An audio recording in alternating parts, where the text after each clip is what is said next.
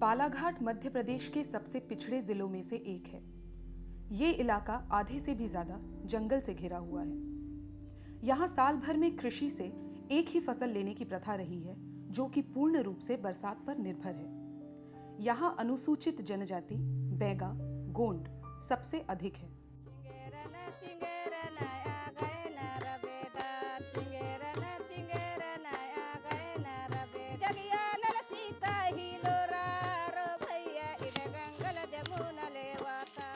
बहुत गरीबी था, हम लोगों की स्थिति गंभीरता से हम जीवन यापन करते थे। जो ऊपर का बारिश है वो बारिश से ही फसल लेते थे। उसके बाद महुआ बीनना, बांस काटना, मोहलाई बेला काटना, सब बेच बेच के पूरा जंगल से ही जीवन यापन करते थे।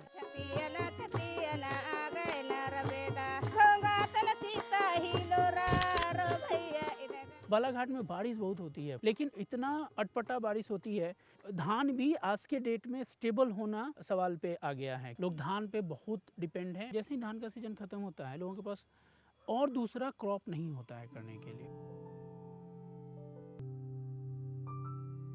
सीमित आजीविका के संसाधन और अप्रशिक्षित होने के कारण यहाँ खेती का उत्पाद भी कम हो पाता था। महिलाओं का परिवार में बराबर का योगदान होने के बावजूद उन्हें बराबर का दर्जा नहीं दिया जाता था। सन 2010 में प्रधान ने बालाघाट जिले के परसवाड़ा और बालाघाट विकास खंड में जैविक खेती को लेकर महिलाओं को प्रशिक्षित करना शुरू किया। यहाँ पे दो तरह की कम्युनिटी थी। एक तो कन्वेंशनल प्रैक्टिस करते थे, दूसरे थे कि कन्वेंशनल विद केमिकल प्रैक्टिसेस करते थे। वो करने से आपका जो सेल्फ सस्टेनेबिलिटी है, किसान के हाथ में वो चीज़ नहीं है, क्योंकि आप डीएपी खरीद के ला रहे हो, यूरिया खरीद के ला रहे हो, वो तो सब कंपनियों के हाथ में है, तो आपके हाथ में कुछ है ही नहीं। ये हमारे प्राकृतिक संसाधन का दोहन है और कुछ नहीं है। हम उसको कैसे बचा करके अपने आने वाली पीढ़ी को देंगे, ये हमें सोचना होगा, और इसके लिए जैविक से बेहतर और कोई सुझाव नहीं है।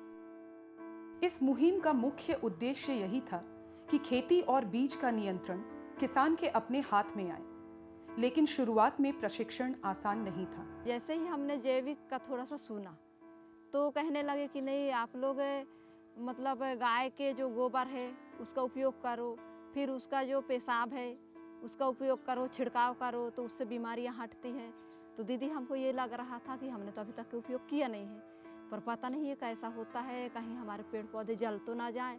अब क्या है, पतला पतला लगा दो, धान हाइब्रिड ला लो। अब तो कम मेहनत करते फिर भी ज्यादा फसल होती, तो वैसा क्यों करेंगे। लोगों का भी अपना एक पूरा ढर्रा बना हुआ था कि हाइब्रिड लगाने से उत्पादन ज़्यादा होता है। हाइब्रिड बीज के पीछे की पूरी कहानी है। जैसे ही हाइब्रिड बीज लिया तो हमको खाद लेना पड़ेगा, डीएपी लेना पड़ेगा, यूरिया लेना पड़ेगा, और यदि हम उसमें नहीं डालेंगे तो उत्पादन नहीं होगा। और जैसे ही हम खाद, बीज, दवा पे जाते हैं तो खेती में लागत बढ़ते जाती है। देसी बीज को क्या करते थे लोग, क्योंकि घर का है, फ्री का है, या वो पुराना हो गया है, वो कोई भी बंजर से ज़मीन में ऐसे ही डाल दिया, जो पारंपरिक विधि है। और हाइब्रिड बीज क्योंकि बाज़ार से आया है, महंगा आया है, तो उसको क्या करते थे कि श्री विधि में लगाएंगे, दूर दूर लगाएंगे।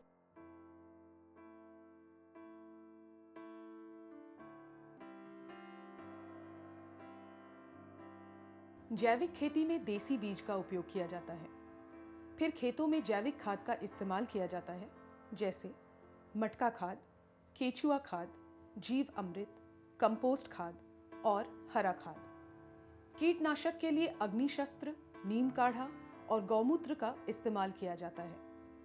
फसल कटने के बाद बीज का संरक्षण किया जाता है।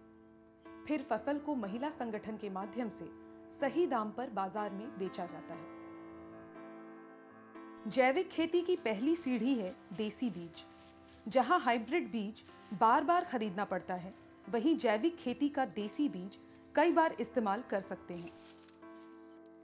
देसी बीज को भी बीज उपचार कीजिए, उसमें सही बीज का चुनाव कीजिए और उसमें फिर आप श्री विधि से लगाइए। उसमें रोग प्रतिरोध क्षमता ज़्यादा होती है। वो हमारे गांव में पला बड़ा है, तो वो हमारे गोबर खाद से बहुत आसानी से पक सकता है।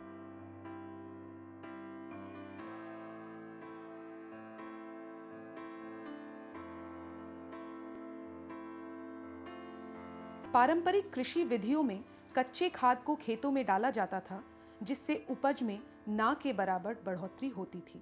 खाया गेहूँ जाता है ना, खाया रोटी जाता है। जो हम खेती में जो भी डालते हैं वो क्या पका पकाया डालते हैं या कच्चा डालते हैं। तो गेहूँ डालेंगे तो कोई नहीं खाएगा, रोटी डालेंगे तो खाएगा। तो खेत में भी हम क्यों ना रोटी के जैसा ही डालें ताकि पौधे आराम से खाएं और फिर बढ़ें। खाद को कच्चा न डालकर सही विधि से पकाकर खेत में इस्तेमाल करना चाहिए, जैसे मटका खाद। मटका खाद के लिए गोबर, गौमूत्र, गुड़, बेसन और दीमक की मिट्टी को मिलाकर 7 दिन के लिए ढककर रख दिया जाता है, जिससे खाद पूरी तरह से तैयार हो जाती है। जैविक कृषि के लिए किसान और भी विधियां अपना रहे हैं, जैसे केचुआ खाद, खाद गड्ढा इत्यादि।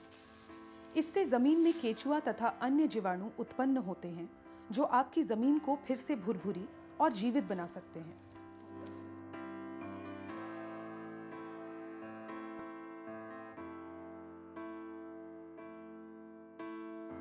कीटनाशक अग्नि अस्त्र के लिए नीम, सीताफल, बेशरम, लालटेन और अकोना के पत्तों को लाल मिर्च और लहसुन के साथ पानी में उबाला जाता है। पानी कम हो जाने पर इसे ठंडा करके छान लिया जाता है और इसमें गौमूत्र मिलाकर कीटनाशक के तौर पर छिड़काव किया जाता है। मच्छरदानी ओढ़ के सोएंगे तो आपको मच्छर नहीं काटेगा। उस तरह का ये जो फसल में आप डालेंगे तो आपको आपके फसल में ये तितलियाँ आपके फसल पे नहीं आएगी, तो उससे आपके फसल में वो तितली अंडा नहीं देगी तो इल्लियाँ नहीं आएगी, इल्लियाँ नहीं आएगी तो आपके फसल में बीमारियाँ नहीं आएगी। कीट पतंगों से बचाव के लिए हर 10 से 15 दिन में 1 लीटर गौमूत्र में 10 लीटर पानी मिलाकर खेतों में छिड़काव किया जाता है, जिससे पौधों में बीमारी नहीं लगती।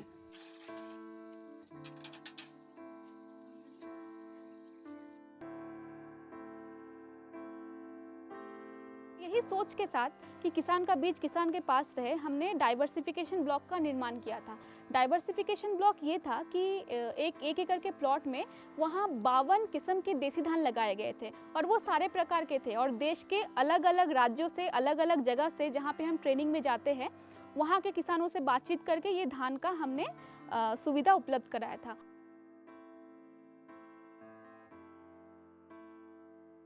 आने वाला जो भविष्य है वो किसानों का अंधकार में है, इसलिए क्योंकि किसान के पास ज़मीन तो है लेकिन उसके पास बीज नहीं है, और बीज नहीं है तो वो खेती कैसे करेगा।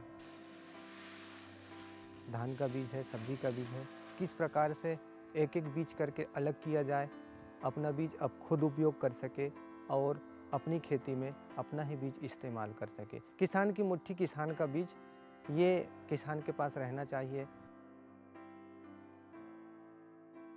यही सोच के साथ हमने बीज बैंक का भी शुरुआत किया है। बीज बैंक में 52 किस्म के धान तो उपलब्ध है ही, इसके अलावा जो देसी सब्जी है जैसे भट्टा, मिर्च, टमाटर, भिंडी, इसके भी बीज उपलब्ध है। तो किसान अपने ज़रूरत अनुसार अपना बीज ले जा सकती है और अपना खेती कर सकती है।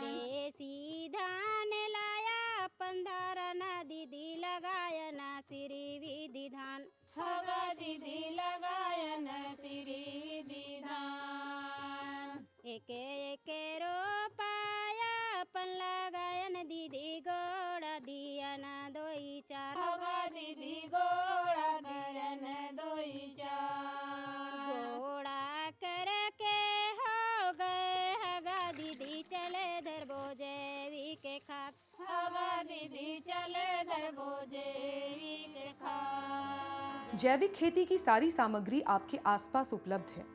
गौमूत्र, गोबर और अन्य प्राकृतिक उत्पादन व्यर्थ जाने से बेहतर आप इन्हीं का इस्तेमाल करके अपनी जमीन और अपने बीज को ताकतवर कर सकते हैं। नीम का पेड़ हमारे घर में ही है, सीताफल का पेड़ हमारे घर में ही है, बेशरम का पत्ता तालाब में है, गराड़ी का पत्ता आजू बाजू से है, गोबर घर का ही होता है, गाय का पेशाब भी हमारा घर का ही रहता है, चना हम खेत में बोते तो वो चना का बेसन भी हमारे घर में रहता है। अब मिर्ची है, मिर्ची भी घर की हो जाती है, वो भी मिर्ची पाउडर, लहसुन भी हम लगाते हैं, लहसुन भी हमारे घर की। तो मेहनत केवल लगती है, पैसे कुछ भी नहीं लगता है। धनिया पीसे पंप मिले हैं दीदी, पंप से करबो सिंचाओ, होगा दीदी पंप से करबो सिंचाओ। एक एक पेड़ लाया पन काटन दीदी, मुठा भरे ने दोई चार, होगा दीदी मुठा भरे ने दोई चार। तेरी न को नानी ना मोरे नानी ग दीदी। हम जैविक दुकान का भी निर्माण किए हैं। जैविक दुकान कोई बहुत महंगा दुकान नहीं है। जैविक दुकान एक ऐसा दुकान है जहाँ पे जैविक की सारी दवाइयाँ उपलब्ध है, जैसे गौमूत्र हो गया या गोबर खाद हो गया, मटका खाद हो गया, नीम कारा हो गया। तो मानिए किसी के पास बनाने का समय नहीं है या किसी के घर में अगर बैल ढोर उतने नहीं है तो वो अपनी ज़रूरत अनुसार 10 रुपये 20 रुपये ऐसे ही रेट है सारे, उसके अनुसार वो ले जा सकते हैं। जिन किसानों ने प्रदान की टीम की मदद से जैविक खेती की शुरुआत की, उन्हें अपने जीवन की परिस्थितियों में एक सकारात्मक बदलाव दिखा।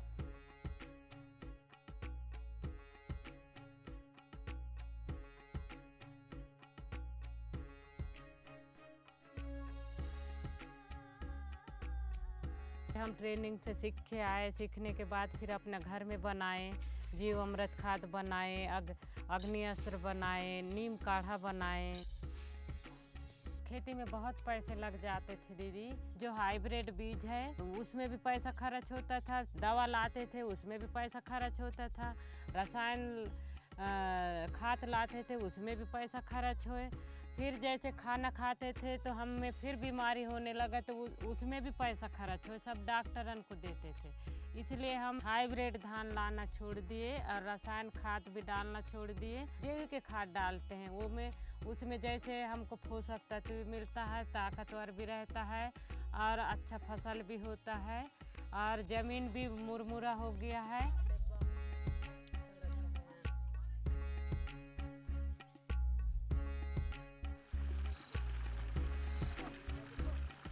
जैविक खाद जो बनाते हैं तो पानी के बहाव से उसको चारों कोना में हम लोग डालते हैं तो ताकि वो पूरे बंधी भर में फैल जाती है। ये तो गोबर खाद है, पर जो हरी खाद होती है, सन, ढेचा और चिरहोटा, हरी खाद और ज़्यादा फायदा करता है दीदी तुरंत में।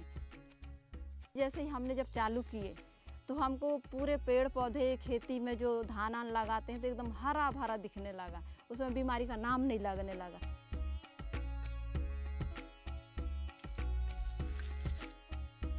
इतनी सब्जी निकली थी, मतलब सप्ताह में हमको 1-1 कुंटल 2-2 3-3 दिन के अंतर में।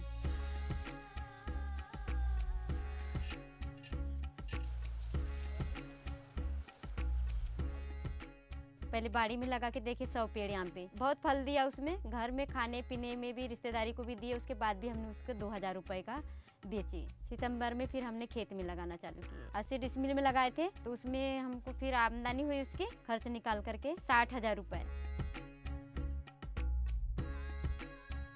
दूसरे साल में है तो फिर टमाटर में भी खरकी लगाना चालू किए तो उससे फसल ज़्यादा निकला। तो दूसरे साल में फिर हमको 80,000 करीब की उन्नति हुई। आमदनी के हिसाब से हमने इतना सामान खरीदे हैं, लाइट लगवाए घर में दीदी, टीवी खरीदे हैं, घर बनाए, कुआं बनाए, गाड़ी लिए, फिर तो बायोगैस बनवाए, शौचालय बनवाए हैं और बच्चों की भी पढ़ाई अच्छे से उसी के पीछे करवा रहे हैं। दीदी मेरे खेती का कंट्रोल मेरे हाथ में है, इसलिए दीदी हम रासायनिक बिल्कुल नहीं करते, जैविक खेती करते हैं। जिस इलाके में साल भर में एक ही फसल लेने की प्रथा थी, वही बालाघाट के कुछ गांव की महिलाएं अब जैविक खेती के माध्यम से पूरे साल अपने खेतों से उपज ले पा रही हैं।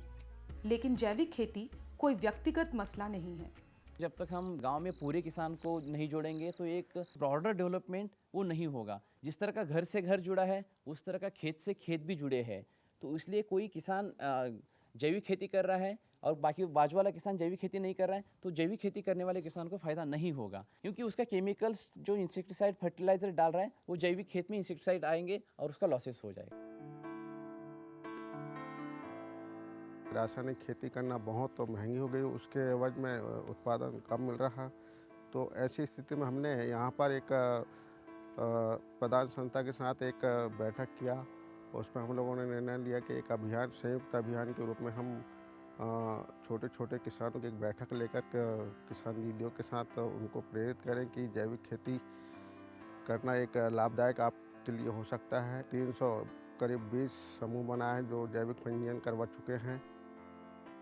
कंपैरेटिवली दूसरे ब्लॉक के तुलना में इन ब्लॉक में जहाँ पे जैविक का यूज़ हो रहा है, वहाँ पे खेती का कम लागत हो रहा है और अच्छा कम लागत में ज़्यादा उनको उत्पादन मिल रहा है। अब 5-5, 6-6 हज़ार महिलाओं की जहाँ गैदरिंग होती है, वहाँ पे सारे डिपार्टमेंट के लोग एक साथ आते हैं और सभी कोशिश करते हैं कि प्रधान के साथ मिल करके हम लोग जो भी गवर्नमेंट की स्कीम है उनसे उनको अधिक से अधिक बेनिफिट दिलाया जाए।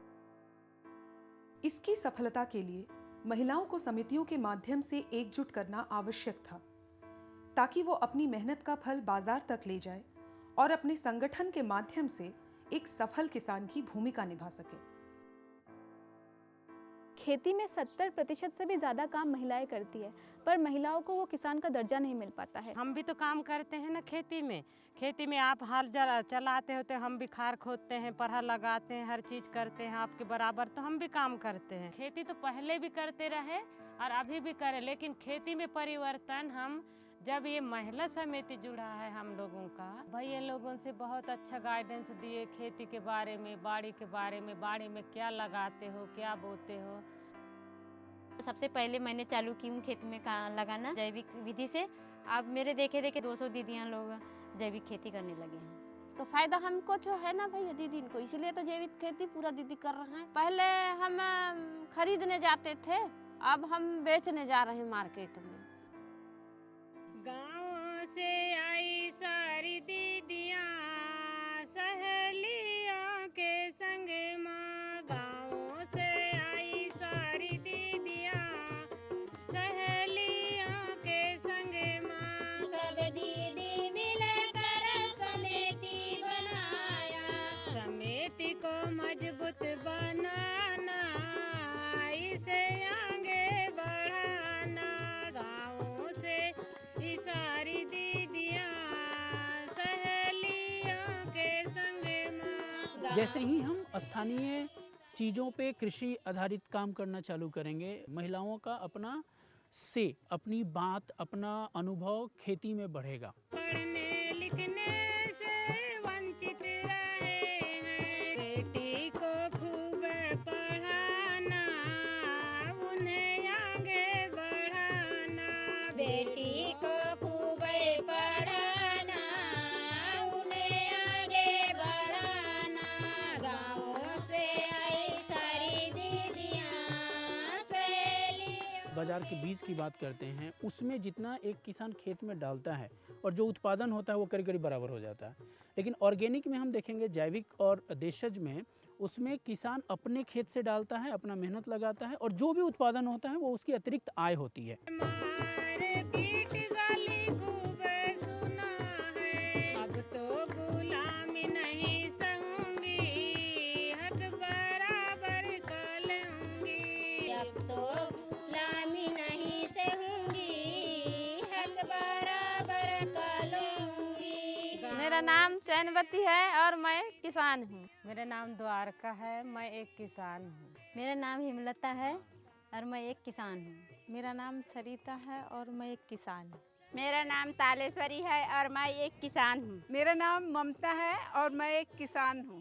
मेरी पहचान मैं हूँ, मैं एक किसान हूँ। गाँव से आई सारी दीदियाँ सहेलियों के संग माँ, सब दीदी मिलकर समिति बनाया। ये एक पूरा कल्चर है और ये कल्चर से हमारा समाज, हमारे आने वाली पीढ़ी जो जल, जंगल, जमीन, जन जीविका से जुड़ी हुई है, उस सब की संरक्षण की बात हम करते हैं। इसमें किसी एक के आगे आने से ये मुहिम पूरा नहीं होगा। इसमें एनजीओ के लोग को आना पड़ेगा, इसमें कम्युनिटी को आना पड़ेगा और इसमें पॉलिसी मेकर, गवर्नमेंट डिपार्टमेंट्स को भी आना पड़ेगा, तब ये मुहिम परिवर्तन ला सकता है।